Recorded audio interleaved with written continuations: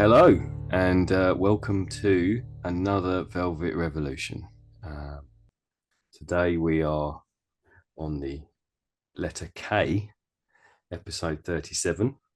Um, in my little notes, I've just written to myself, it says joy and then K underneath. So joy to the K feels quite festive. Feels like we're hitting this the right season.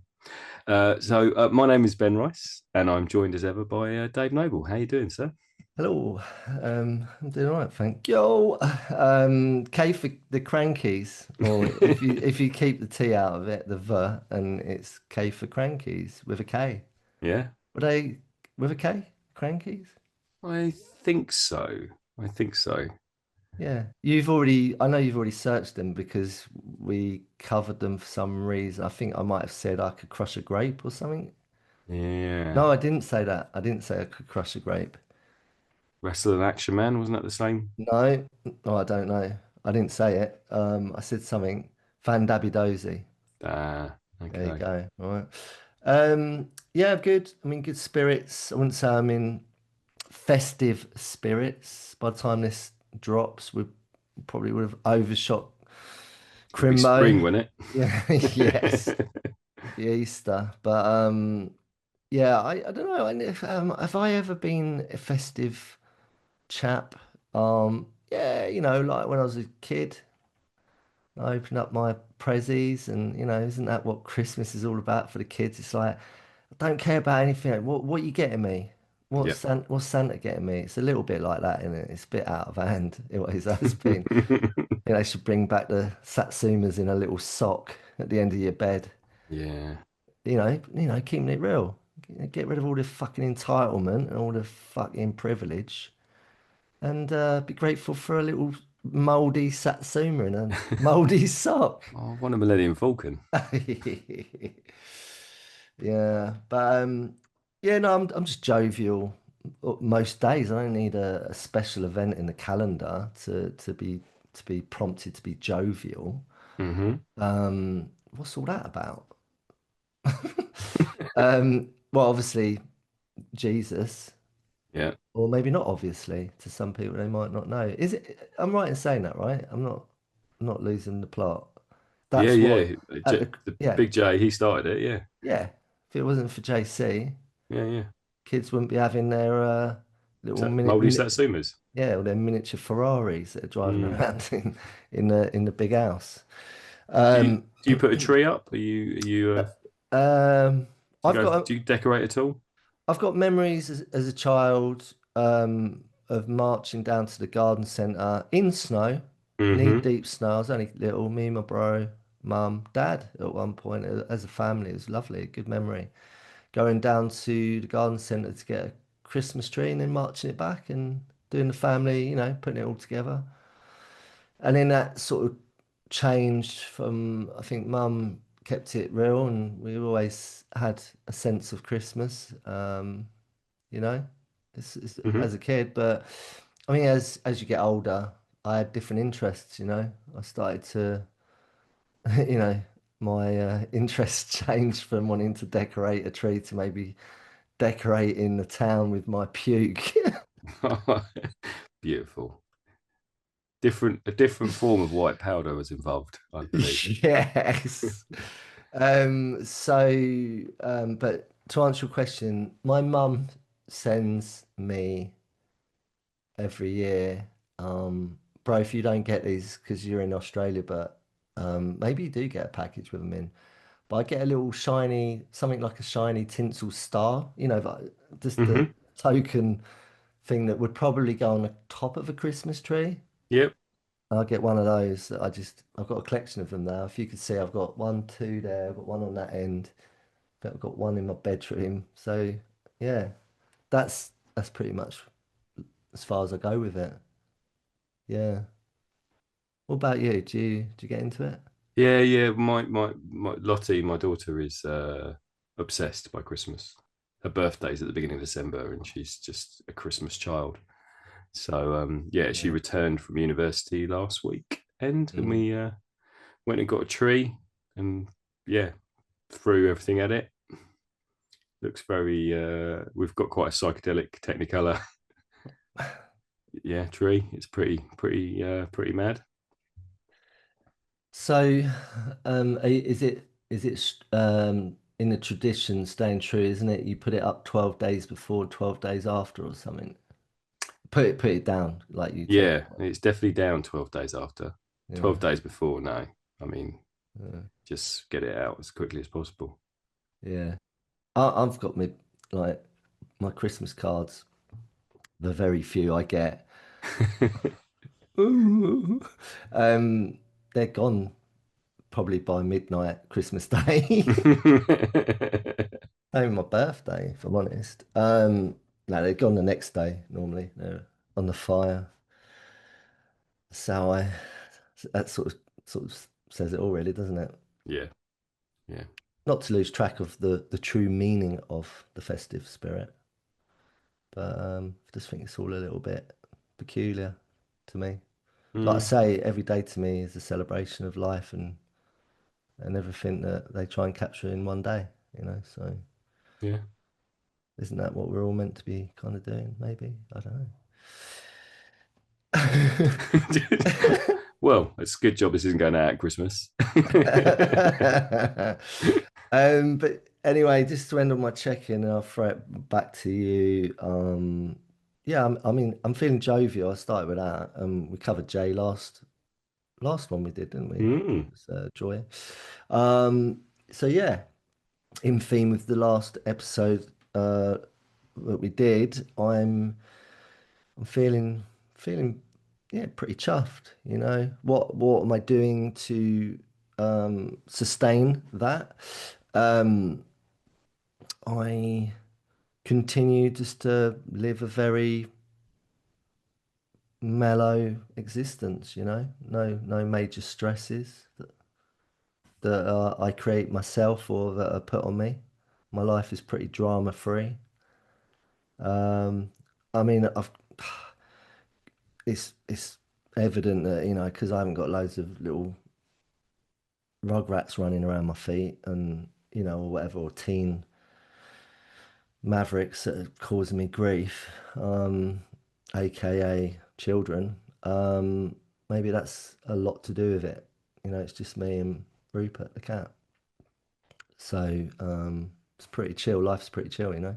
does he not get more demanding at Christmas, Rupert? Is he? He can be a bit, he has cycles, man, where he goes a bit, he gets a bit like, let me just share this real quick, right? So last night, right, on the night before last, I did another ceremony. Hmm. I did another breathwork session where, you know, I did a lot of soul work, you know, real deep work. It was beautiful, very primitive, and it always makes you feel, always makes me feel quite fragile after because you're really going somewhere with it, and you know, you're Okay. getting quite raw and exposed by it, and it's beautiful. Um, and I always feel like I'm going up a level when I do it, you know, and in my consciousness, in my frequency.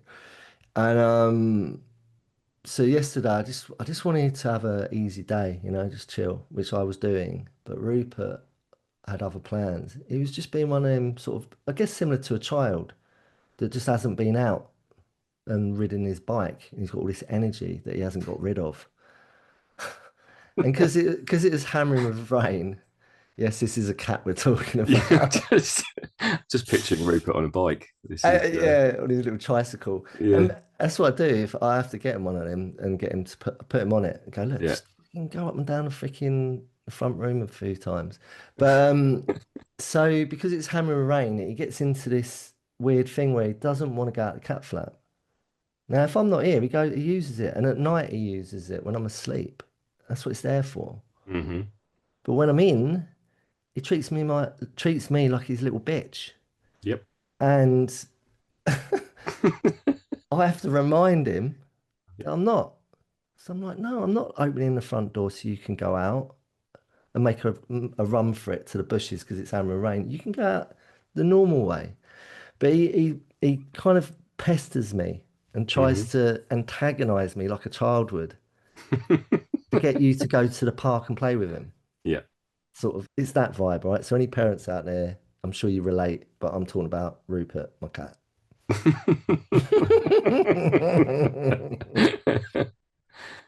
Anyway, apart from that, life is Gucci. There, and as I always say, there are other brands of wellness. Anyway, how how on earth are you, Mr. Rose? I am okay. I've reached another marker in the school year, which is Christmas holidays. Yeah. Yes. It's every year. I said this to staff actually on Friday, and when I was saying goodbye to them all, is every year you think, oh, it'll be different this year. We'll do something different. We'll make something different happen. And every year, everybody is just like the Walking Dead by the last day of term. It's Uh, such a go on. sorry, so, no, carry on what I was going to say. It's just such a brutal period of the year, and it doesn't matter what you do, you are just on your knees by the time you get to the last day of term. So what I was going to say is, was you talking about you want to do something really nice for everyone, for the staff, so it's all inclusive, so everyone there at your school can do something on the last day of term before Christmas? Yeah, yeah, yeah. So we Yeah, did okay. we did a really one of the staff organised a really lovely Christmas quiz, and Mm-hmm. all the kids sort of got into teams with the staff, Nice. and we had a bit of a drop down day, and so they were doing crafty, they were making like Christmas cakes and stuff like that. So it was really nice. So what, and but you're saying that you didn't Yeah, do that. well, they What? could. Oh, Most of them could do it, but they oh, were, the kids are tired, and it's. I mean, for our kids in particular, Christmas isn't great. You know, a lot of our kids aren't going home to a great Christmas. You know, they're not going to get tons of presents like the excess that Christmas is meant is yeah. supposed to be. If you look at how it's become, it's yeah, it's tough. It's a tough gig for them. So there's that going on. Yep. But then also staff are just knackered. I don't. It's they've been helping these kids, and it's not just my school. It'll be every school. They're just staff teachers are just done in. I don't know the darkness, the getting up in the dark, going home in the dark. The weather, whatever it is.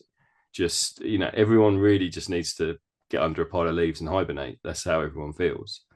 But we continue doing the job. So yeah, just you get to the last day of term, and everyone's just sort of, when you get so tired, everyone's just a little bit giddy, and a little bit a little bit silly in their way they're acting, just because they're just so exhausted. So yeah, that we got there. I mean, we had a really lovely week. We took the kids ice skating, which was fantastic. Took them out, and yeah, they loved that. Just trying to give them Christmas experiences, and give them a bit of joy. And yeah, and then I hit the weekend, and it's yeah, I had a day like that yesterday where I just needed to collapse and stop, and just recharge. And did you have flatmate Dave antagonizing you like Rupert was with me? He's got his daughter staying, Oh, okay. so yeah, they're she's antagonizing him in that she won't let him just nap on the sofa like he normally does. Dad, dad, dad, Yeah, dad, dad, dad. yeah. So she does, because she lives up north. She doesn't see him that often, so she's down. She wants to do things all the time. Yeah. He's like, "Oh, can I just have a nap?" No, no, no. You got to go shopping, mate. You got to go and do this. You got to go and yeah. That's exactly what it's Rupert, man. Honestly, it just sounds like you're talking about Rupert and me.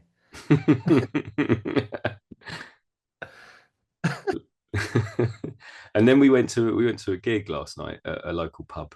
There's a band called the Newtown Centres. Do you remember them back in the day? The new town centres. Yeah, It's they're a an local interesting band, name. and they're good. They did a cover set at What, the local. local to your manor, my Yeah, old manor? yeah, yeah. What, they've They've been around? What, how are they yeah like? they've been around. They've been around since we were teenagers. Really? The Yeah, new town centres. Is that based on, are they from Saint Evenage, as they call it, Stevenage, because of like yeah, yeah. the new town centre, because they're ashamed of the old town centre. So they want to be associated to the new town centre because it's a little bit cooler. Yep, yep. So yeah, it was a tiny pub, and it was packed to the rafters, and yeah, there was a few old faces, people that you haven't sort of coming out of the Oh woodwork that you haven't God. seen for years. Yeah. So yeah, that was a nice night hanging out. Don't go out that much these days. So not to pubs. Don't go to pubs much these Yeah. days. No, I mean, I just like I say, the other night, night before last, I was in a circle of 12 people in total, and all doing sitting around. It was at someone's house, and it was in a beautiful house, amazing house. Upstairs in like this, it was like a wooden floored, huge. I was sort of imagining what I could do if like put a proper good studio in there. I was like, oh, Mm-hmm. put my bass guitar over there and a sheepskin and put all the rugs down and put the set up the desk over there. It's like really good setup. And but that's my social, is in mm, it being in them spaces now. Really gentle, really nurturing, really nourishing, mm, very zen. And I was still there at midnight and it finished at 9. mm. And I was talking away and I loved it. And it's just to come away freaking beaming. Nice. Um, yeah, no hangover to contend with the next day. It's really great. Maybe a social one, emotional hangover, but other than that. Mm. But yeah, so I get it. I get it. It's like, yeah, not going out. Do you think it's a winter thing? Darkness, cold. It's a bit of that. It's just really weird. I mean, I like Christmas used to be, you'd go to, even when you'd been away or living away, you'd go to a local pub, and you would just, oh, sorry, I would just see, you know, loads of people I hadn't seen for years. And it was that sort of catching up, All and right, it's, mate. All yeah, right, yeah. mate. How you doing? All right. And it's just not like that anymore. The pubs are very, everyone's moved away, or like you said, they're just Yeah, into socializing in different ways. they're It barren. feels, yeah, it feels like the kids don't Yeah. even really go to the pub. It's just, Well, they don't. I don't think they do. I think that it's changed. It's mm, the glory days have gone. Like of pub culture. I think in COVID, was it COVID? There's a real mm, thing about the pub landlords trying to salvage the pub culture. yeah, And I say I don't really go in pubs. I do, but I go for different reasons now. I might go and meet someone at lunch, have a lunch and a little, elderflower or a little tonic water with a splash of lime in it. But, I don't go there for the same reasons I used to. But I still yeah, love sitting in a cozy British country pub with the fire roaring and mm, having some good food and a good chow down with some chums. I love it. yeah, I love that. It's a beautiful thing, and I really hope we can. I do hope the pub landlords do salvage the culture of what it is because it represents the heart of community for a lot of people and a lot of villages and a lot of towns and even in city, I guess. But yeah, it has changed. It has changed. It's definitely changed. I think football keeps it together. Correct me if I'm wrong, because it's normally the meeting point for a lot of people. Is like, yeah, before a big game, they'll go and be in certain boozers and watch the game in certain boozers, or just have a pre-match slurp and a little boot in the cubicle before they go off. If you know what I mean. Um, just saying, just saying. I saw, and I end on this. I was standing at Finsbury Park train station, North London, hmm and the old mighty Arsenal had just been chucked out. The whole freaking stadium just chucked out. There's little old me, all introverted, standing there on the train station, and all these footy heads came out, and I was standing there, and these two dads. and their two little sons, there must have been about 8 or 9, came and stood in front of me. Hmm. Two dads, two sons. They look the same age. Dads look the same age, look like mates, and even their sons look the same age, and they look like mates. So respectively, they're just talking to each other. The kids are talking to each other. The dads are talking to each other. And I saw, because you'd never ever lose your killer instinct for this stuff. I saw one dad, his hand went into his back pocket and he got out a little cheeky little baggy wrap Oh God! and did a little wink, wink, nudge, nudge to his mate. And he did the little hand over and they did the little cheeky one right in front of their sons. Wow. And then I saw that. I didn't grass them up. I wanted to. I was going to tap on the kid's shoulder and go, "Oi, mate, your dad's a cokehead." But it's a bit naughty, isn't it? That is a little bit naughty. Yeah, but it happens, They're having a bit of a slurp. It's a day out, and they're having a bit of a cheeky little livener. No harm Mm, done. They think it's no harm done, but the reality is, fucking hell, really, really, yeah. really. You know what I mean? Anyway, it's me on my high horse there. I'm not judging them. It's just, I think it's just a bit peculiar that people think that's all right. But there you go. Anyway, should we move on? Yeah, yeah. Let's go. Let's go somewhere else. My God. Okay, so, and there's plenty of that going on at Christmas. There is. Oh, quick, hurry up. Let's just say, hurry up, hurry up, hurry up. I want dessert, I want dessert.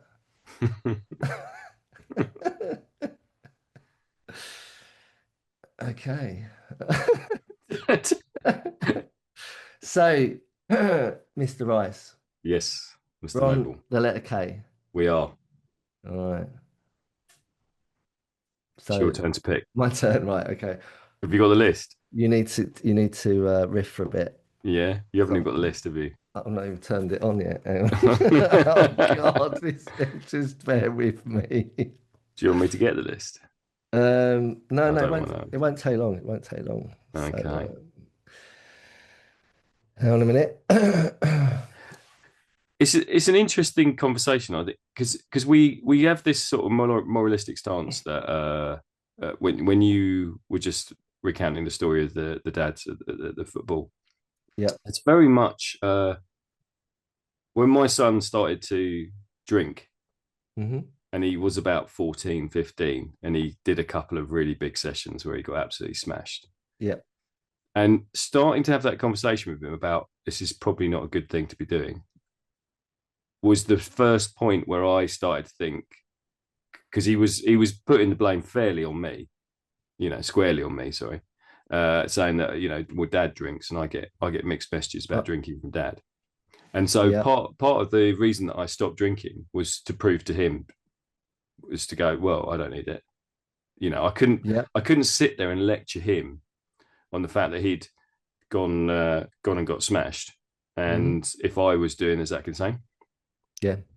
Yeah. Yeah. So that was the point where yeah, sort of right. I'll stop drinking, and if that's you, I'll give you sort of mixed messages, Yeah. and yeah, it sort of started from there.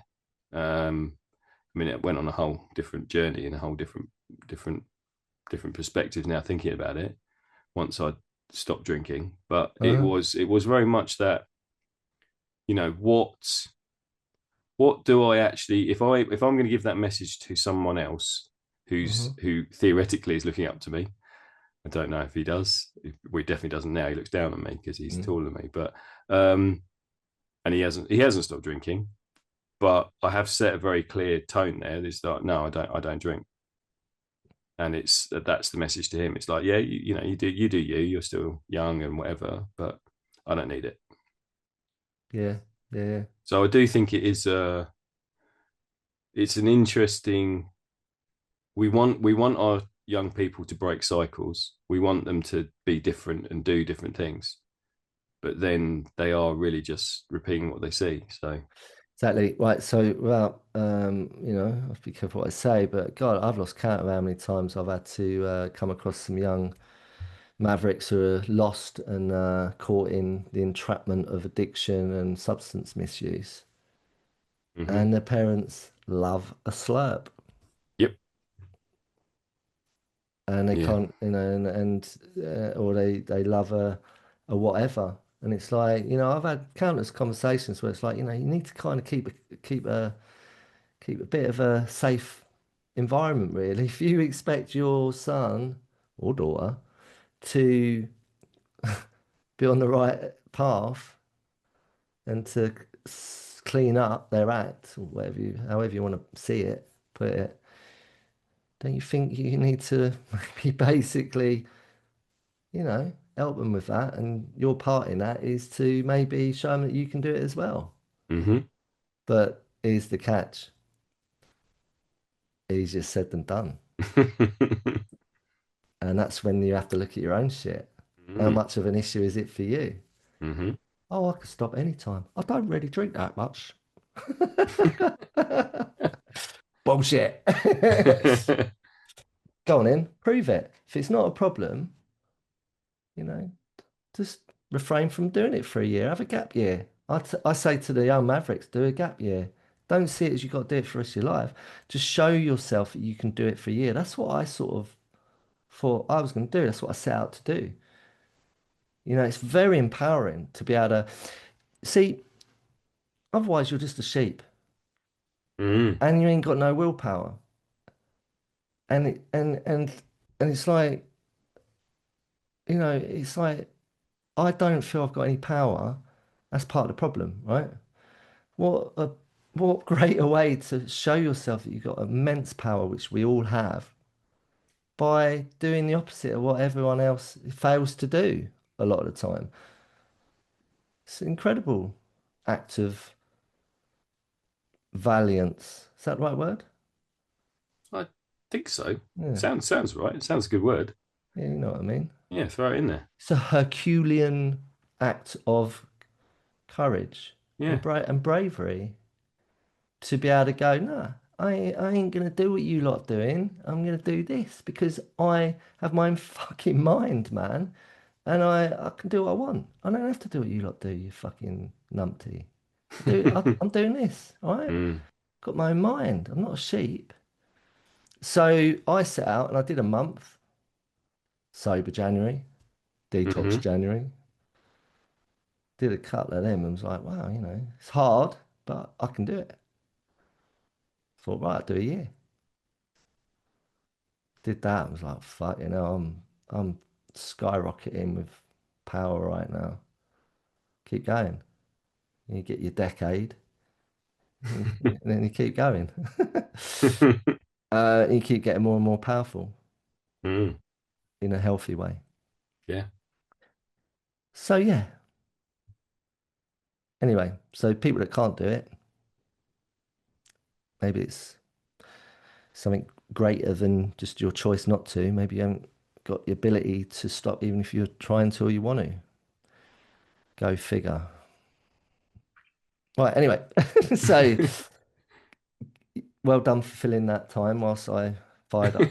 I've got the list in front of me. K, right? Yeah. So Yeah. let's go. Right. So kudos, Okay. knowledgeable, Yeah. kooky, Okay. karma. That's done. It's red lined. Did that last time. If you haven't listened to karma already, it's a good one. Go and listen to it. Know all. That could be theme for Christmas. Oh, No, Noel. Oh yeah, yeah. Okay, got I it. got that. Yeah, yeah, Yeah. go there. Slow. Um, kind, or kindness, which is on the list further down. Keen, killjoy, kindred. Hmm. And then there's a bit of a wild card at the bottom here. I don't know who put that on there. Kinky. Is that for real? Why is it on there? What's king? Yeah, that's on there. Does that mean something? Well, I just think it's a kinky way of thinking, isn't it? It's just a bit left field, no? Oh, you're already kinky with what you're thinking. Okay, well look, so it's really easy to go with something like kindness because of the time of year. Yep. And I think right now in the world we kind of need it. So look, do you know what? I'm just gonna land. I'm gonna go the obvious and go kindness. Okay. All right, because I feel like right now we need as much of it as possible. Mm-hmm. I nearly had. I'm gonna start with this, then I'm gonna put it to you. I have my knuckles inked, right? Got ink on my knuckles, and I'm done. And originally, when I started to think I'm going to get them done, I went against the classic staple love hate or team pain, whatever. I was going to have kindness written across my knuckles, Okay. inked on, etched on for eternity. But then my mate who did them said, it's a bit freaking cheesy, isn't it, Dave? And I was like, well, no. Why? Why is it? Why is that cheesy? What's wrong with that? You know? So I went with Lone Wolf. But um the kindness for me, why did I want to get them etched on my knuckles for eternity? It obviously meant something to me for me to want to do that, right? Mm. Like I ended up having Lone Wolf. Why did I have Lone Wolf put on there? To me that just represents my spirit of who I am. You know, I I love people and community and friendship and kindred spirits, as it's got kindred on there on that list. I love connection with, Mm-hmm. I love a deep, meaningful connection to myself first and foremost, which is what I continue to explore and I'm growing to love more and more every day. But just as importantly, with other people and the world that I live in, my fellow earthlings that we co-inhabit this wonderful but bewildering experience called life. Um, where does kindness sit into all of that? Well, the people I associate with, no, that's the wrong word, because some of those people that I associate with are not all, don't all behold, display, sorry. We all behold the qualities, I believe, the full range, but do we display them? Mm-hmm. Do we act on them? Do we think? Do we feel? Do we have it in our consciousness, kindness? Um, yeah, but the people that I want to and need to spend time with, the ones that are, we've all got this sort of like inner circle, or the people that we really value in our lives.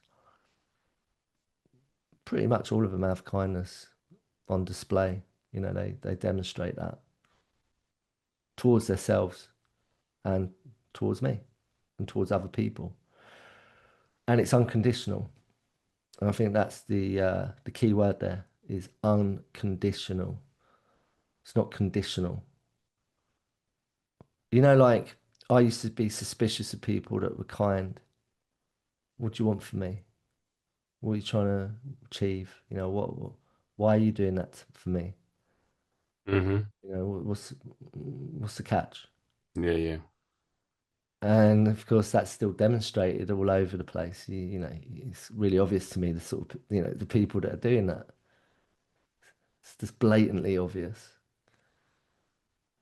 You know, their mask does not hide the fact that they're being disingenuous with it. Because I'm a fucking Jedi and I've got a special ability called intuition that I'm really dialed into to be able to tell when they're being disingenuous. So that's kind of what it means to me. Cool. Turned into a bit of a demonic voice then with my Mm. um that's how I associate the word kindness to my life. That's how I relate to it. Mm. It's what it means to me.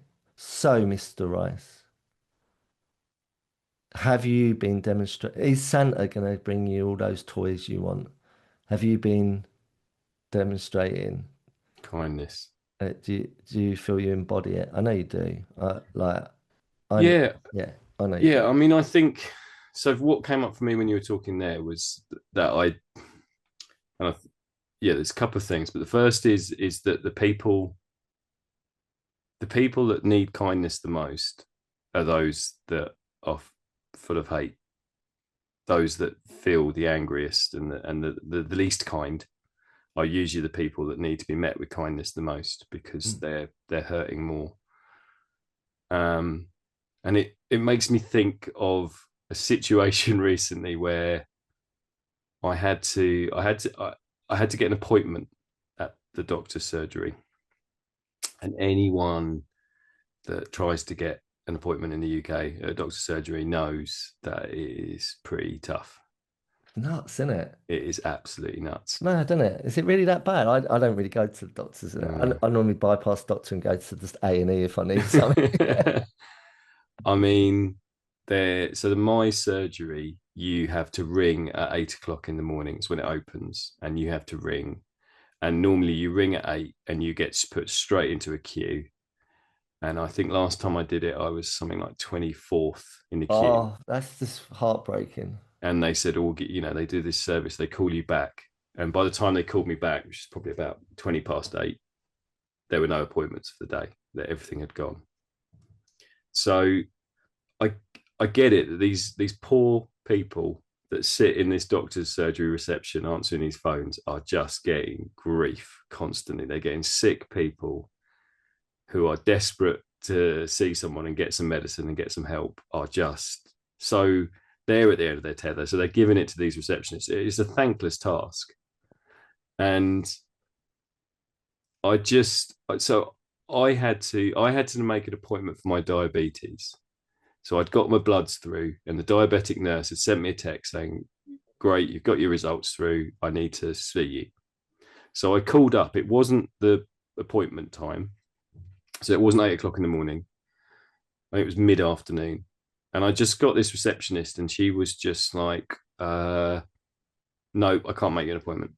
And I was like, "But the nurse has told me I've got to make an appointment." She's like, "No, I can't make you an appointment." And I was like, "So how do I make an appointment?" She said, "You call back at 8 o'clock in the morning like everyone else." And I'm like, okay, I get that, but I've been told by the specialist diabetes nurse that I've got to make an appointment, and surely that's pre-bookable. And she's like, no, even if it was pre-bookable, I couldn't book it for you. And I'm like, okay, now you're just not making any sense. And she said, so call back at 8. And I was like, okay. I said, but by 1 minute past 8, all the appointments have gone. She goes, it's not my fault, that the appointments go. I couldn't possibly say how quickly the appointments go. And I was just like, I was like, okay, all right, thank you so much for your help. Bloody, and it's just sort of hung up. And I felt, when you get that sort of rage where you're just so frustrated that you're trying to do something, but someone's just blocking you. Someone's just not going to help you in any shape or form. That was me and Rupert yesterday. Yeah. And I was just like, this person was just so unhelpful, and I just felt so like almost like tearful with rage because I was so like frustrated. I just couldn't get this appointment, and I was like, "But I've been told to get this appointment." It's like Yeah, there's a text we were saying make an appointment, yeah. and I felt really helpless, and part of it was I just thought I'd called up. I think it was a Thursday afternoon. It was towards the end of the week, and I get it, things are tough, but I wasn't rude. I didn't say I need an appointment now, give me an appointment. I was kind, I was courteous, I was respectful, and I was just asking what I could do and how I could get some help. And this person on the other end of the phone had obviously had the worst day ever, and Mm, I got it. And I yeah. just felt, like you said, it's that, I was trying to meet someone with kindness, and then what you get back isn't. And then you think, why should I bother? Why should I treat people nicely, with respect, with kindness, if they're not going to match that? and it's always intrigues me, that sort of balance of whether we can meet those people that are hurting, those people that are in pain. Can we meet them with kindness and uh, not be debilitated, not lose a little bit of ourselves? It's like we're giving that, Mm. and it, like you said, you were in the space where everyone was on the same plane. Yeah, you're on the same level. You're in this space where you're doing the breathing, and it's connected, and everyone, and you end up staying there because the energy's so good in the room that you end up staying for an extra 3 hours after it finishes. Mhm. This is almost like the opposite. Someone's draining the energy from the room. Someone is not going to meet you in a space that is connected, that is kind, that is respectful, and you have to sort of rise above it. You have to be the better person. And can you do that without losing some of your energy, losing a bit of yourself, because you're giving too much? Yeah, I mean, what's coming up for me is being present in. It's really hard to do this, it's maintaining the heart space, not going into ego mind with what you're talking about, because the person on the other end of the phone, possibly, I can only assume, is struggling to be in their heart space and they're having to be in their head space because of the job. Mm-hmm. It's the system. The system's broke. Mm-hmm. When you're in a broke system that's not working for the people that it serves, and it's certainly not working for the people that are, you know, behind the scenes trying to carry it Mm-hmm. and keep it above water. To use a metaphor, and this is what comes to my mind, so I'm just going to run with it. It's like they're in a boat, a rowing boat, yeah, Mm-hmm. and there's loads of oars, all the people that work in the system, the surgery, right? And the boat has many cracks in it and holes, and there's water coming into it, and they're rowing frantically to try and not sink. But the problem is there's no land anywhere in sight, so it doesn't matter how freaking much they row, they're gonna go down. Yeah. That's how it feels at the moment with a lot of things that it's not just the system of our healthcare, and it's not just in this country. But it's surprising that it is in this country because we once had the one of the most impressive, staple, reliable, great. Yeah. The word great, we might as well just remove the word great, forget, just get rid of great in Britain. Do you know what I mean? Yeah. Yeah. Currently, and and if anyone is listening, if anyone has any power in them to be able to make change, please take this seriously. What I'm saying, right? It's disheartening to anyone that lives in this country, especially if you was born here as a citizen. That, and I don't know if that's un PC me saying that, but I don't give a fuck because this is the way a lot of people feel. Is we're not being accommodated. It's broken. It's been Mm. broken for a long time. And it's like, please change it. Please just help us all out. Help us. Help the people that that live here that need the help. Do you know what I mean? Yeah. Yeah. And it's like, and then everyone else that's come to live here, help them as well. But help just sort it out. Do you know what I mean? Because it doesn't matter how much you row, it's going down. Mm. It's like the Titanic. It don't matter where you go and sit on the Titanic, man. You're going down. It's going down. So how do we navigate that? Are we on the boat with them? Are we on the boat with them?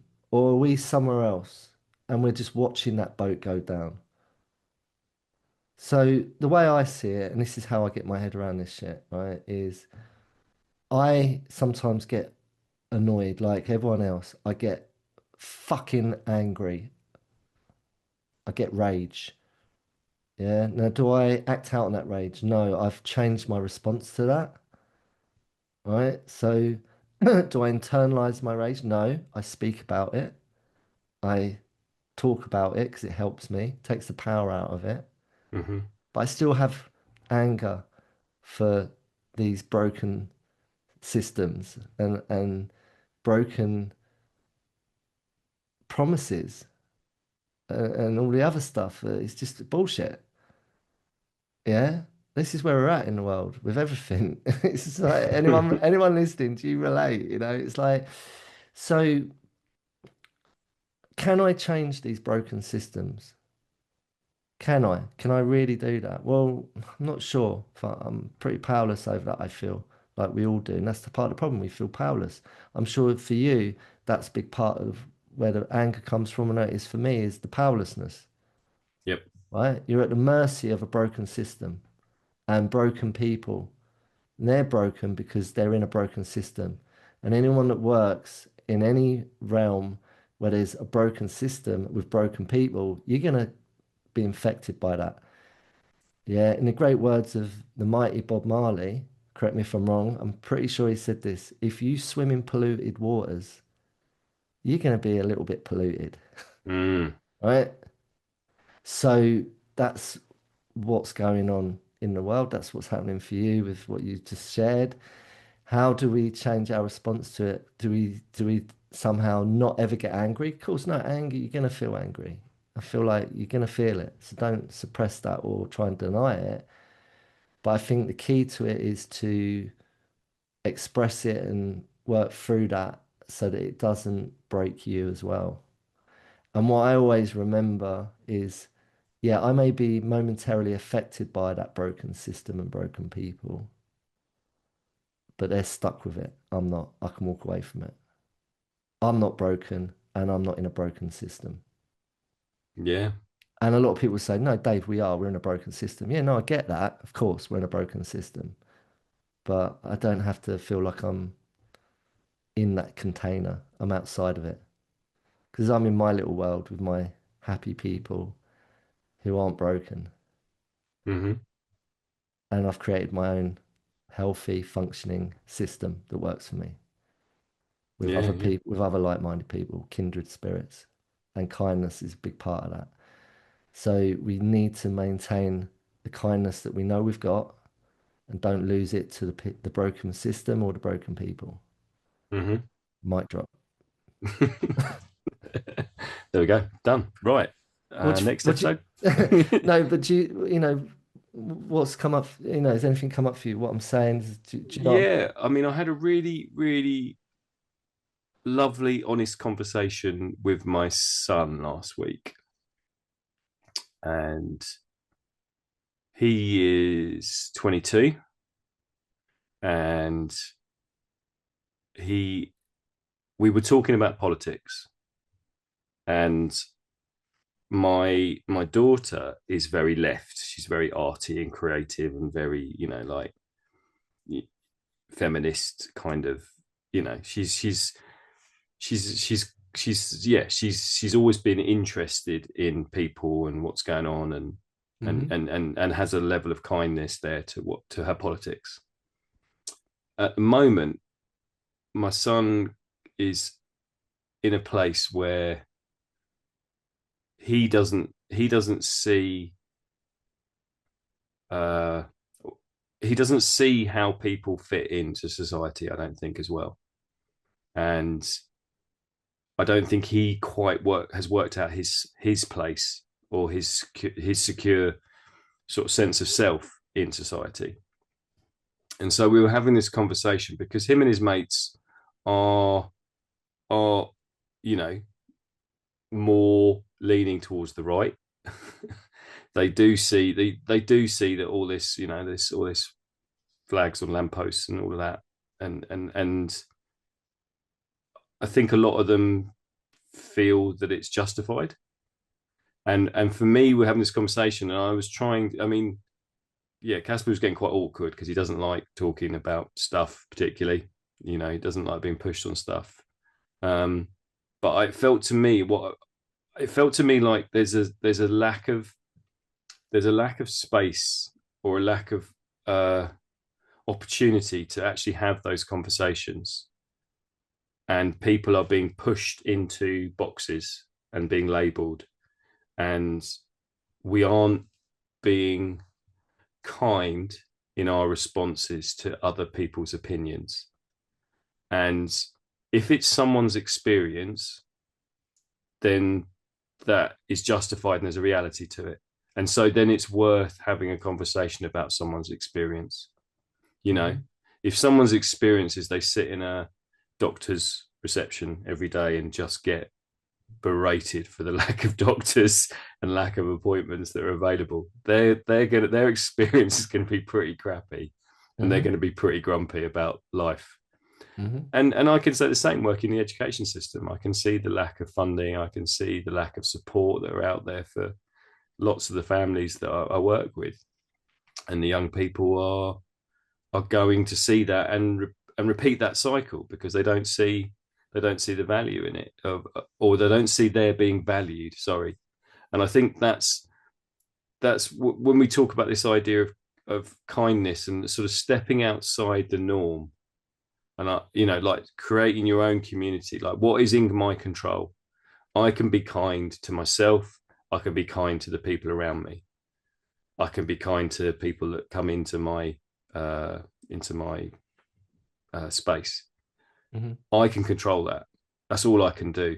I can't control people's reactions to that. I can't control how other people feel, how angry they are, but I can be kind and I can listen. I can say, yeah, I, Hmm. I, I am hearing what you're saying.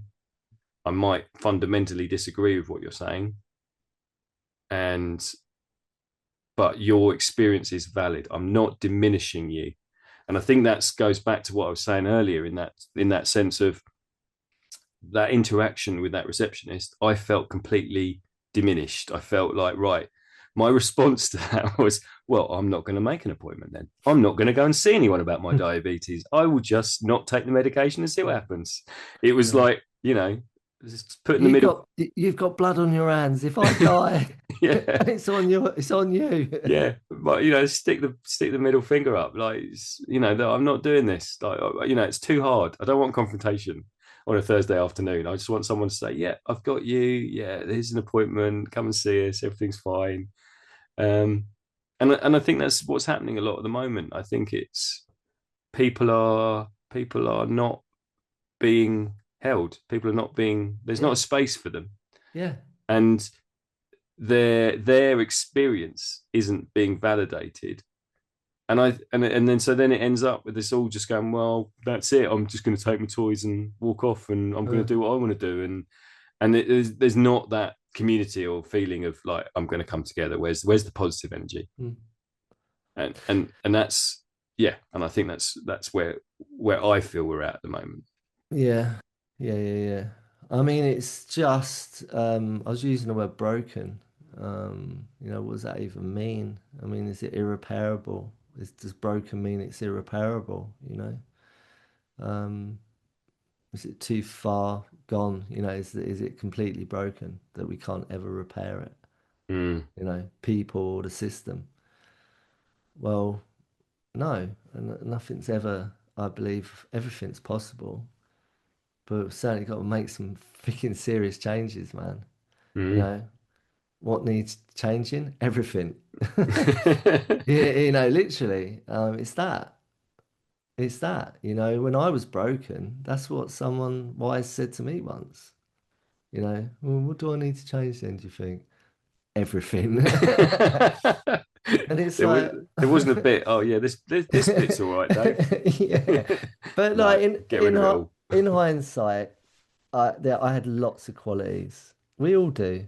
We all do. Even the numpties that are breaking the system and are part of it. It's like we all have immense quality to offer the world and each other and ourselves. We do. We have that. That's our innate, inherent gift to the world that we have. We're these stars, you know, get all cosmic. We are these stars, these bright, shining, cosmic, powerful, vast, infinite stars that shine bright.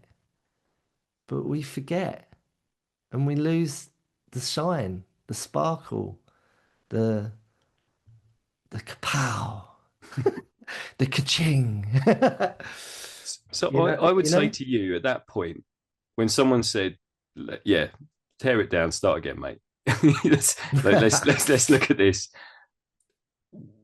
Why do you think you were being so unkind to yourself? Why were you not giving yourself the kindness you deserved? Because now, like you just said, you're a cosmic being and you're an infinite star and you value yourself. So at that point that someone said, "Yeah, let's rewrite Dave," why had you got to a point where you didn't feel you could treat yourself with kindness? Um, because habitually I've been caught in a a program Mm-hmm. that have been on loop, yeah, Mm, that had been sort of just playing over and over perpetually, you know, mm, on loop over and over for many, many years. Um, I watched a film, this brilliant, brilliant thing. It's just come out. Bef- I've just deleted my subscription to a certain streaming platform, but it's the last thing I watched before I got rid of it. And it was called Archie, okay. about Archibald Leach. Right. Do you know who that is? No. Cary Grant. Yes, I do. Yeah, yeah, yeah. Okay, Yeah. yeah. So from Bristol. Didn't Yeah, know this. He's from Bristol, so he's a yeah. West Country lad, Yeah, you yeah. know. Um, you know, bit of a Banksy boy. Um, and he reinvented himself, Yeah. became one of the greatest leading Hollywood stars of all time, really. Really, really, truly. And Mm. it's a brilliant four-part series about his life. I did watch that. I did watch that. Did you watch it? Yeah. Because Found it wasn't brilliant. he in the circus Yeah. at the Yeah, yeah, beginning? yeah, yeah. Joined Yeah. circus, went to New York, and then when they had to go home, he didn't want to go back because his life. And the reason I'm telling this story is because I really, really resonated with that sort of journey that he went on. The journey of like, you know, his programming. And I'm not saying anything that's out of context here. I'm just relaying and reinterpreting um, uh, or just interpreting what I watched and what the fictional portrayal based on. It's not really um, fictional in the sense that his ex-wife, who's the mother of his daughter, his only Mm-hmm. daughter, Diane Cannon, huge star in her own right. Um, she wrote a memoir on, you know, life with Cary Grant Mm. and all of that, and then that was what was the series was based on that, you know, and so I'm just relaying what she wrote about and what's been fictionalized in the series, but from what I got from it is that like me. He was caught in so he had a family of origin that Mm-hmm. predetermined his destiny, you know, which was that he was from a broken system with broken people. So he was broken himself.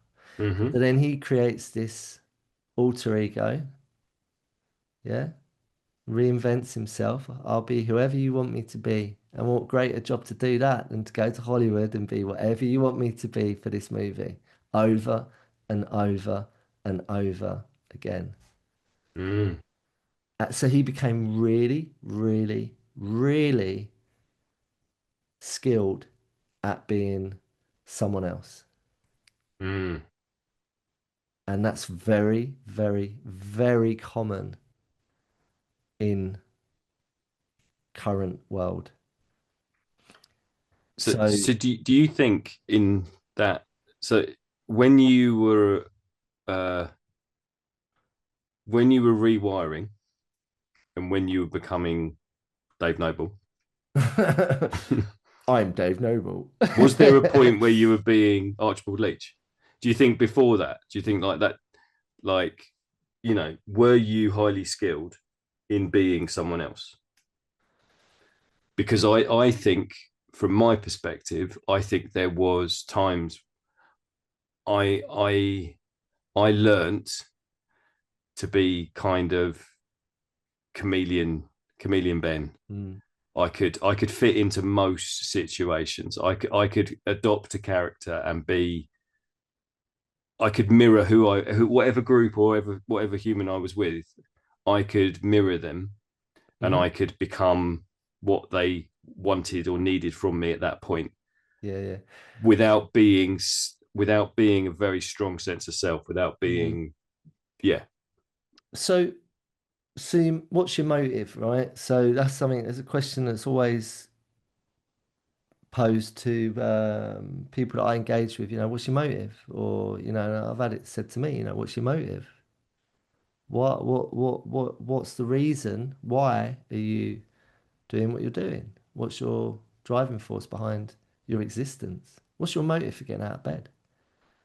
What do you bring to your life and to the people that are in it and the world that you're in, right? So look, going back to the Cary Grant thing, right? His was survival, Mm.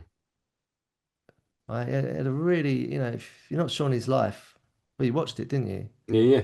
So, his mum, he was told his mum had died, and really the dad had put her in a freaking mental asylum, Mm. got rid of her, and went off with a younger woman and had a kid with her, and then told Mm. his son, "I don't want you.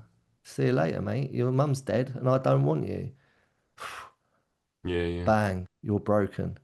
That breaks you, Mm. right? The the the the film series that I watched brilliantly portrayed, and so it's like all the superheroes. We always cover this.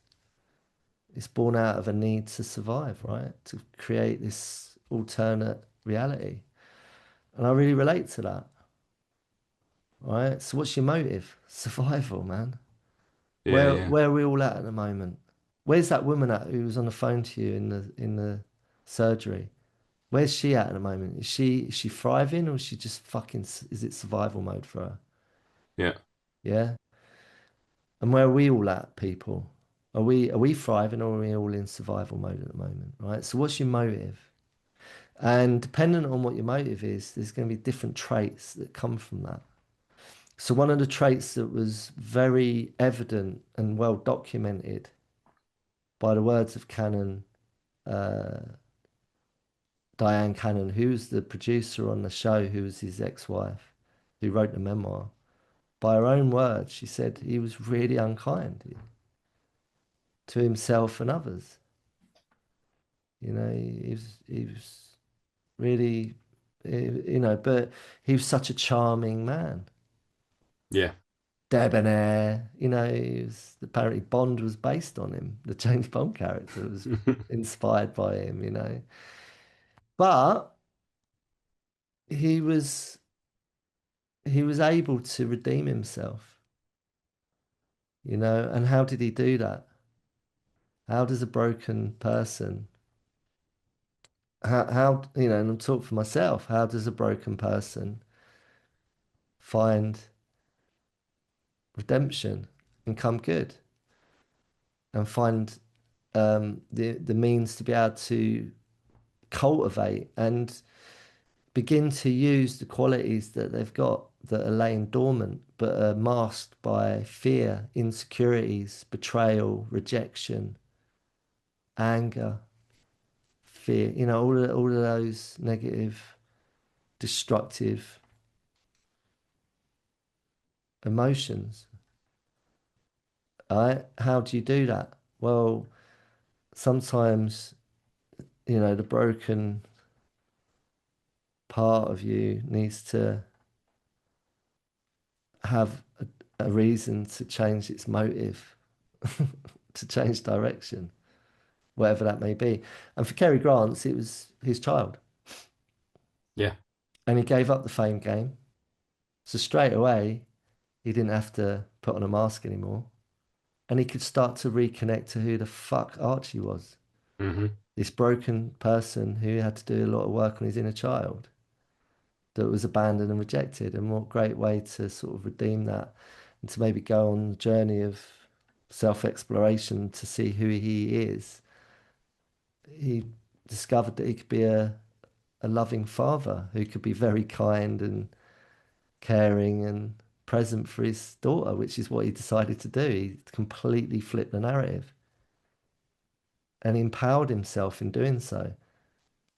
And the byproducts of that was his life became more enriched, far greater than any movie or Hollywood actress that he co-stars with could ever provide for him. So that's what I got from it, and that's why I loved it and I really connected to it because I had my own sort of hero's journey, and it didn't take place in Hollywood, but do you know what I mean? It's like, what's your motive for getting out of bed? What have you got in your life that brings you joy? And has it got substance? You know? Yeah, I mean, I feel like it's when you come from nothing or you come from some dreadful trauma, like you said, it's self-protection. And I think how that manifests a lot of the time uh is in a level of selfishness. Narcissism. Yeah, because you have to protect what you've got. And so then uh any of that charm, any of that ability to fit in or to control a situation is all about what can I get from it? What is in it? What is in this for me? And I know in the past, for me, I have there's that inner child inside that goes, it's not fair. It's this isn't fair. Why can't I get what I want? Why can't I just have what I want now? And and that is the motivation. So, right, what can I get from this situation? What can I do for me in this interaction, rather than a sort of selfishness that comes from having something bigger, something Mm, other, that you mm, go, actually, this might be more meaningful, more powerful than me. mm, Children, as children did that for Cary Grant, and I can definitely associate with that. My yeah. kids mean for me that I want to be better. I Mm-hmm. want to I want to I want them to see the best version of me, Mm-hmm. and I want to do what I can for them. Mm-hmm. Um, so yeah, I think too often we get we haven't actually looked up kindness in the big book. I think it'd be interested to see what it actually says it is. Actually, it doesn't mean anything that we've been Yeah, rattling on yeah, we've about. just been rambling on, but yeah, in that it's in that ability to do the thing you're saying you're going to do to for yourself first, so you can do it for other people. Yeah, yeah, If yeah. you can if you can be if you can be kind to yourself first, then there's a chance that you can then give that kindness to other people. Yes, Ben. Because this is my experience. Is like, look, I was born like I believe we all are, unless you've been born into complete horror, like Archie, bless him, right? So early childhood, he had a brother, and he passed. So that had a catalyst effect for the whole family. Um, so it was just Archie and mum, her mental health was deteriorating, not enough to go to, I mean, to warrant her to go to an asylum. Mm, But her dad used that, I think, from what I got from, disclaimer, I'm just relaying what I interpreted from a fictional piece of work that's based on a memoir, yeah. on his life. Um, you know, it feels like he was born into, inherited, like a lot of us, we come into a family of origin that we have no power over other than just landing in that space. And then we have to sort of navigate it. No matter what is thrown at us, we have to try and navigate that. That's for everyone. And we do our best. And like I go back to the word survival, we do our best. Excuse me. So it's kind of like um I believe we have, like I know I did as a young child, like I know that in the film, he was perfectly okay little child. He had a, it wasn't perfect family, but there was a part where it would have been all right. But in a series of events lead to one thing to another, and before you know it, you become broken. So how can you be in your authentic? How can you be? How can you know authenticity when your experience hasn't been an authentic um, family system, Mm, environment, a nurturing one? How can you be? How can you express yourself with authenticity when your environment has been dysfunctional? You yeah. can't. It's really hard. You can't do that. It's really hard. I've never met anyone who's been able to maintain their authenticity through dysfunction. It's really, really hard. Early life. So is it any wonder we latch on to certain things and people and places to get through, and we develop certain skills to get through. So for me, it's all about connecting. Kindness is a huge part of reconnecting to the authenticity that you have, that you've disconnected from, that you've probably been estranged to. If you feel that, if you feel lost or you don't like yourself very much, it's quite possible that, there's some work to do. And don't give up. Keep searching. Never stop, you know? So yeah, for me, it's like authenticity is a huge component to be able to like express yourself in all the ways that we can with like, kindness, having humility, kindness, appreciation, you know, love, all the good stuff. Compassion, empathy. Yeah, I think I already said that. But like, I don't know. That's what I think. Kindness. Yeah, no. What does Yeah. the big book say? Yeah. I mean, I think it's a really tough gig to give yourself kindness without disappearing into some sort of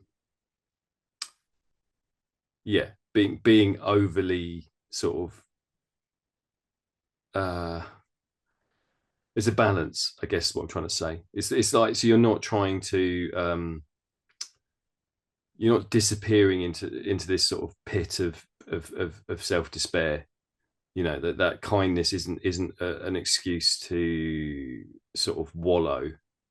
uh it's actually saying what is good for me and what is bad for me.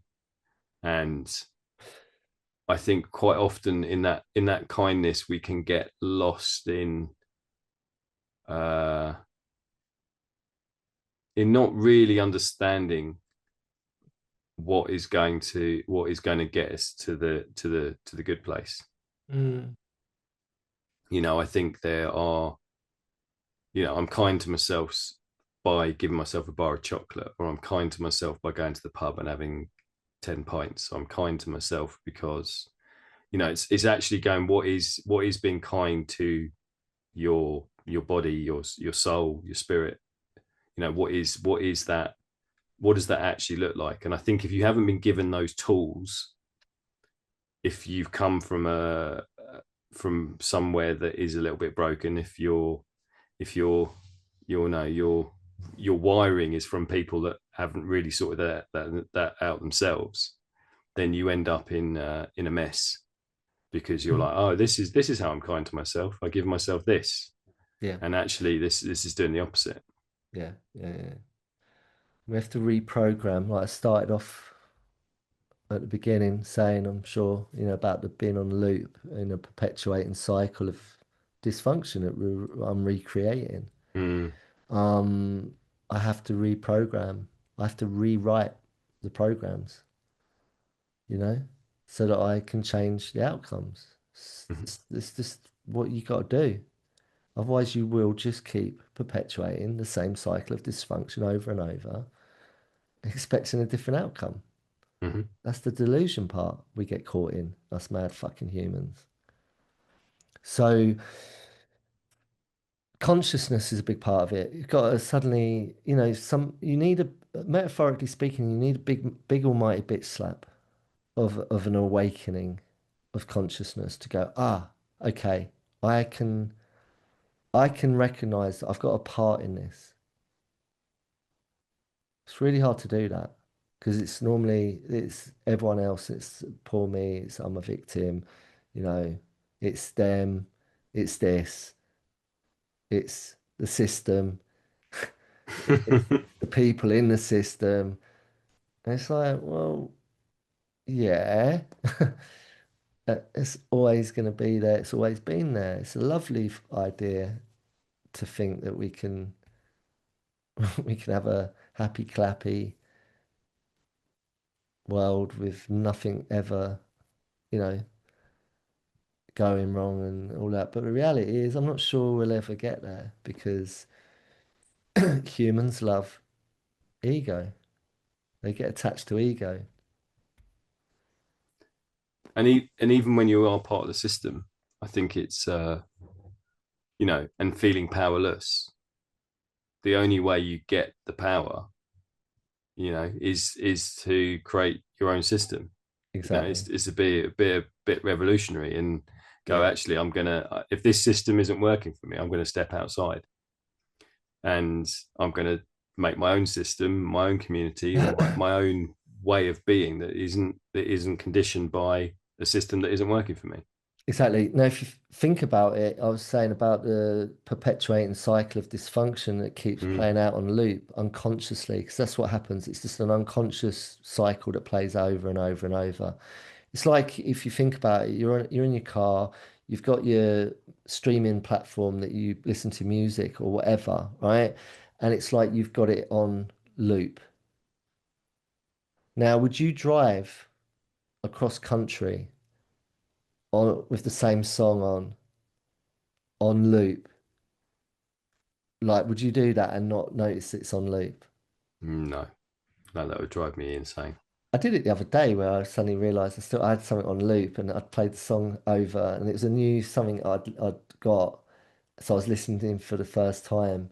And I think I got to the third time of it playing over to think, this sounds really this whole album sounds really like the same. And I realised I'd caught it on loop. But see, what I did there was I was un I was sort of just engrossed in it. So I lost myself. So I went somewhere with the music. Hmm. But then consciousness brought me to a realization, an aha moment of, hang about, and and then I sorted it out and moved on to the next track. So I got there in the end, right? But that's using that as a metaphor. Isn't that what a lot of us do?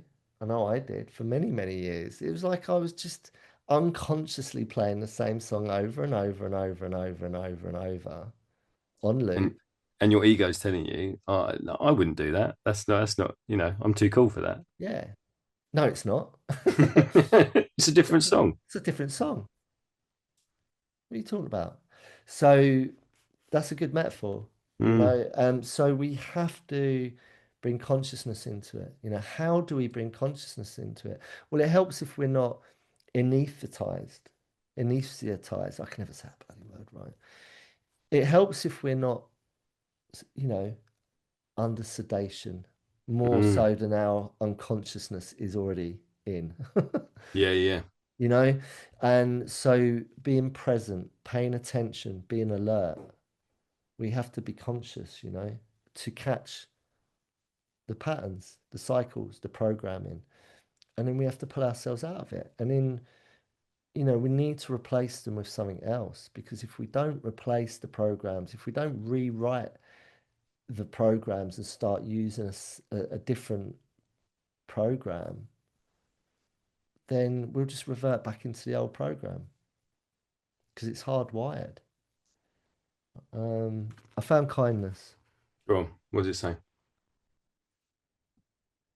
and it helps if you're with people who are like-minded people because there's a lot of power in the we because you Yeah. have accountability. All right, on your own, it's really hard to do it. Um, kindness. Where's it gone? Right, the quality of being considerate and generous. Okay. Underneath of it, it does. It's got kindred. I like that. I don't know. It's like it's kind of like it's almost like it's an ally of kindness. You know, kindred, family, and your family and relations, relationship by blood. I'm not sure. I'm not sure about that because what we was talking about, you know, we inherit certain environments that are maybe a little bit dysfunctional and broken. Kindred spirits. So that's what kindness means then. Considerate and generous. Generous. Which I think is kind of where we started in that, you know, if I'm considerate of someone else's experiences and someone else's context, and then I'm generous with my own Hmm. sort of being and spirit in understanding that, I'm expecting that back. There is a certain level of yeah. I don't just want to give and not receive. I don't. It's really difficult to go around being kind Yeah. and being considerate of everyone else and generous to everyone else if you're just constantly being bitch slapped back. If you're constantly just being told that's, actually you're not. I'm not going to give you that back. And as a young child, if you are constantly trying your hardest to be the good child Mm-hmm. and your elders or and that doesn't have to be in the home, that could be at school or it could be in the playground with your peers. If life is slapping you back, like you said, if you're getting that bitch slap back in the face and you're being trying your hardest to maintain your authenticity, it's going to get slapped out of you. And it's like, what's the point? This doesn't get me anywhere, Yeah. right? So what's coming up for me from what we're talking about now is if you can't beat them, join them. It's like anything. It doesn't have to be just kindness. It could be other stuff. You know, why am I giving people, why am I being generous and considerate to other people if I'm not getting it back? But it's really important that we maintain those qualities regardless. But maybe we should lower our expectation of the reality, which we're not always going to get it back from certain places or people or things, you know, things being systems So, or whatever. and then I would argue that then that's been unkind to ourselves No, but okay. you are yeah. If your expectations are not being met, then you're going to end up being resentful, aren't you? But you're putting, but here's the thing. But what I was going to say is don't, because we need boundaries. We Yeah. need discernment. We need discernment. We need to read the room, right? Like, where can I put my energy, my focus, my time, my energy, my, where can I put my kindness? All the good stuff I want to maintain and behold and embody. Where can I put that? Where it's going to be met and received. Not because I want something back in return, apart from it just being held and acknowledged. That's all I need back in return. I used to walk into a room and go, what can I get from this room? Not, what can I give to it? Now it's, I walk into a room, it's like I'm going to give. I'm very giving to the space.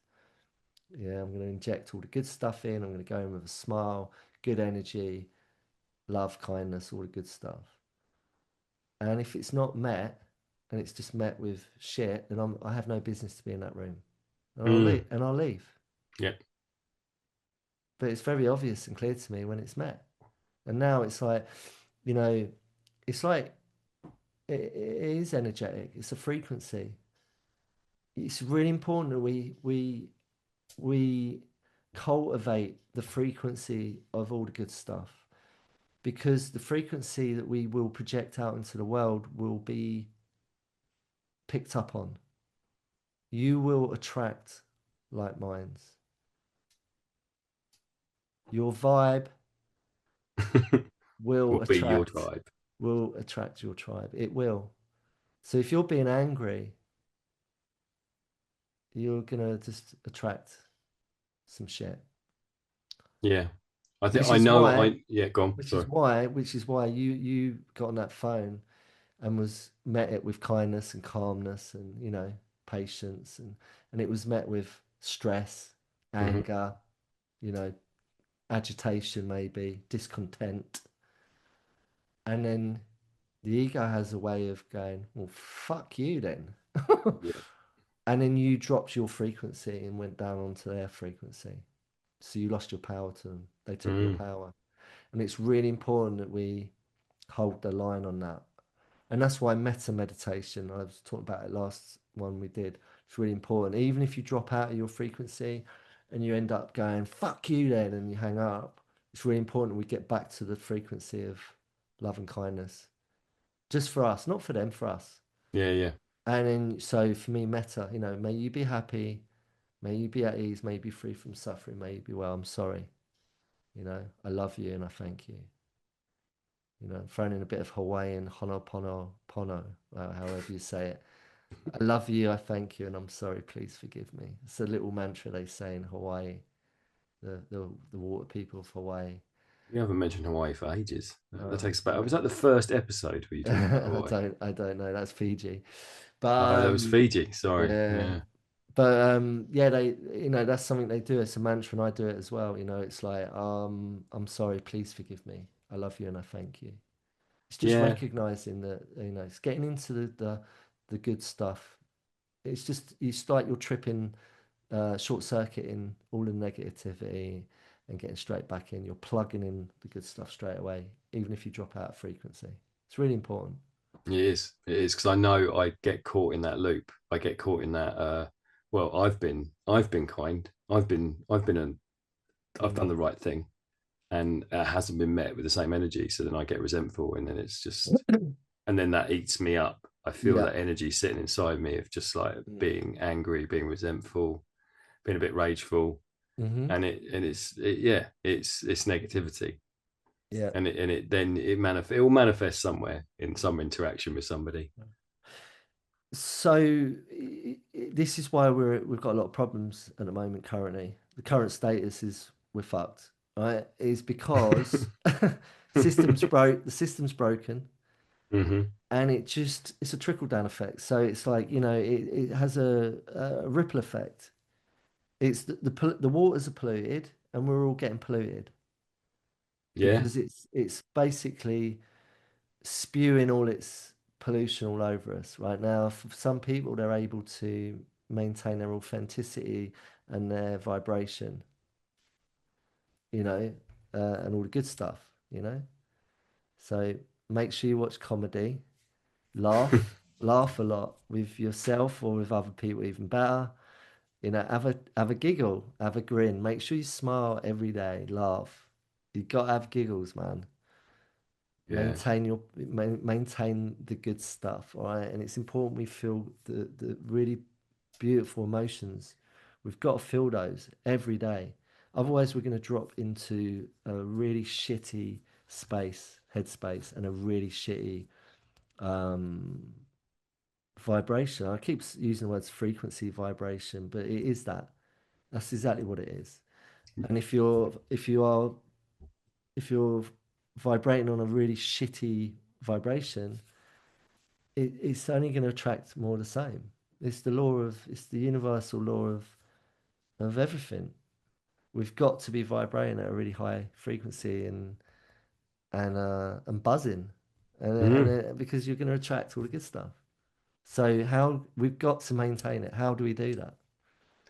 Yeah. Yeah. Because yeah, my mind's just going to that idea that we're all stuck listening to the same song. It feels a little bit like we're in orange suits and we're in Yeah. Guantanamo Bay and being terrorized by this death metal that's just constantly being played, blaring at us so we can't sleep. And It's that's how it feels yeah, at the moment. And like you said, yeah, how do you get out of that? How do you put the frequency back in that's going to go, no, yeah. I'm not doing this. So this has just brought up a memory for me. I was walking along Venice Beach in Los Angeles, right? When was that? Whenever it was, it wasn't. It didn't seem that long ago. Maybe 2019, right? Just before COVID, right? I was walking along Venice Beach, early morning, Mm-hmm. right? It was early morning, so it wasn't many people around. It was just a few people out running, a couple of skaters, you know, the usual sort of that kind of, you know, before the tourist people spewed themselves onto it. And out of one of the shop speakers was Born in the USA by Bruce Springsteen, right? Mm. Playing. And I'm walking along, and there's the homeless get kicked off the beach every night. They're not allowed on it, but they start to come back on it in the morning, and they Right. congregate and they set up. And you've been down there, right? No, Oh, okay. I've never been to LA. Never been Oh, to okay. America. So anyone that's listening who's been there, you'll know exactly what I'm talking about. And anyway, so it was kind of like this weird, eerie kind of juxtaposition, because you're walking along this section of like Venice Beach where you've got a lot of filming goes on down there, a lot of very prominent scenes from certain movies have been put down there and filmed. It's got a huge culture to it, association, and but there's this sort of like weird sort of energy where it's sort of it feels like anything is possible there and anything goes there, but it's also desolate Right. and almost like post-apocalyptic feeling, you know, of like just weird. It's just a weird sort of melting pot of people, because you've got like this huge homeless culture. And a lot of the people I've spoke to, a lot of the homeless there, I've taken time to sit with them and hang and talk and get to know them. You know, they're people that went to that place for their dreams to come true. Right. Born in the USA, you know, the whole sort of American dream of like, let's go to Hollywood, let's go to LA where all my dreams will come true. And then look where they end up. Yeah. And that's kind of like, again, and we're using metaphors a lot. It kind of feels like where we're all at the minute, you know. It's like we're being told that anything's possible, but the reality is we're all feeling a bit down and out at the moment. Yeah. You know, where's my next meal coming from? Now, there are some people that might be listening that have a luxury, you know, and they're not sitting in that, you know, they're not coming from that place of fear or and uncertainty or intrepidation or whatever. That's why I feel it's hard at the moment. It's harder than ever to maintain the vibration that we need to. It's quite hard to do it because everything feels so broken at the moment. The world feels like it needs fixing. And who have we got? who's in the position, like the people that are in the positions that we feel hold the power to do the fixing. Do you think they're, I mean, does anyone really sort of trust that it's in the right hands to be? Dave, I trust you've got the power. I think you've got the power to fix it. Leave it out, man. I just want a quiet life, mate. Yeah, yeah, that's what I mean. No, but if we all, so the point is that, you know, people, places, and things. I'm powerless over certain people, certain places, and certain things. Mhm. Well, where's my power? My power, like you got generously pointed out, my power is in my knowledge, my experience, my understanding of who I am. That I'm a, you know, I said it. I'm a bright, shining star. You know, a multifaceted, shining star, that burns brightly, and it has a lot of power. So, you know, I'm powerless over certain people, places, and things, but I've got such influence in my own life and what I want to create in my life Mm. and the people that I want to have in that and the things that I want to create because I'm a creator, you know? I am the creator, the architect. The creator has a master plan. Yeah, and I'm a conduit because there's even a more supreme creator that's more mighty and a bigger star shining brighter than I am that I can connect to make some cool shit happen. And that's what I do. So I have to Mm. build that. I have to build and maintain and sustain and nurture and cultivate and yeah, maintain that relationship with what I just said, a day at a time, moment to moment.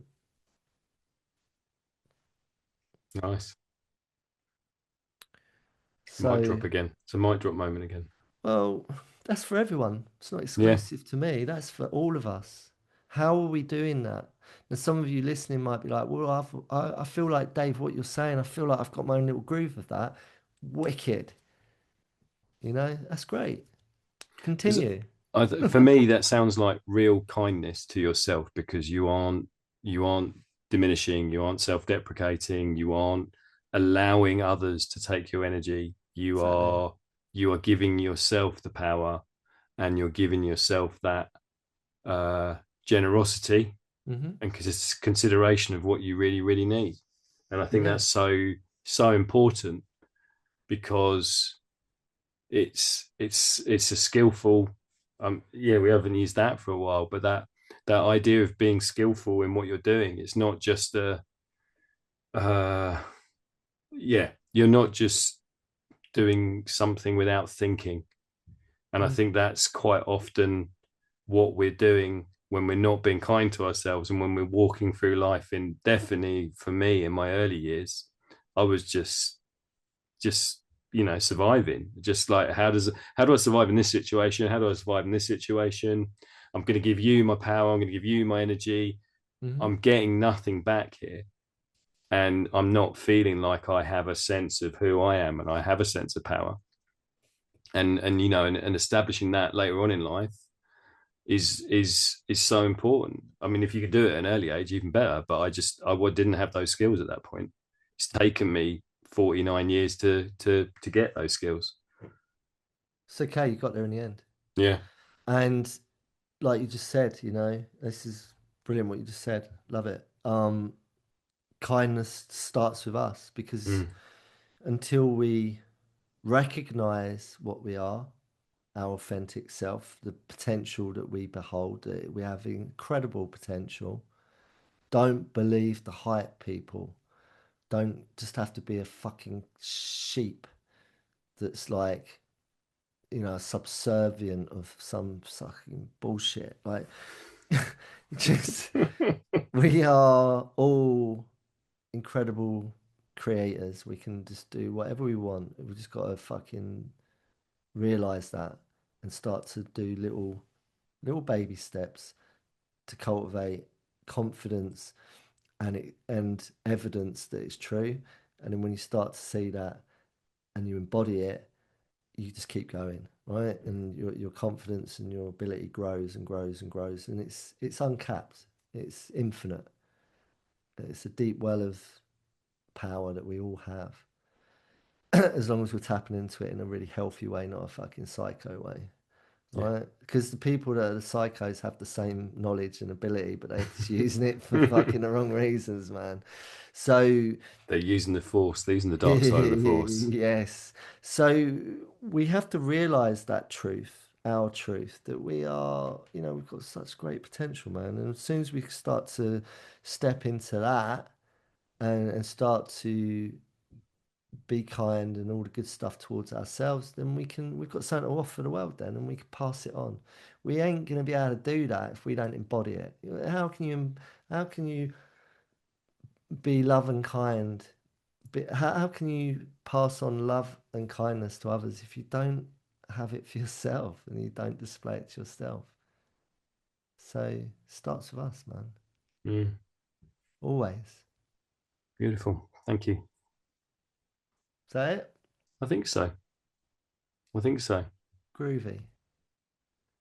I just noticed your and behind you you've got your little I've got three of them at mine. You got two. Oh, my The, the little salt Himalayan candles. Yeah, Himalayan yeah. salt rock candle holders that Yeah. you got in Just Glastonbury. cleaning the air. Nice, man. They're lovely, aren't they? Yeah, yeah. They emit such a lovely glow. Yeah, they to me represent love and kindness, man. You got one's love and one's kindness. You should meditate on them. Yeah, if only kindness, because if you did that on the knuckles, it would have to be, you'd have to have love and kind, wouldn't you? Well, I was gonna have kind on my right one, kind, and then nus on the left. Everyone would be like, "Who's Ness?"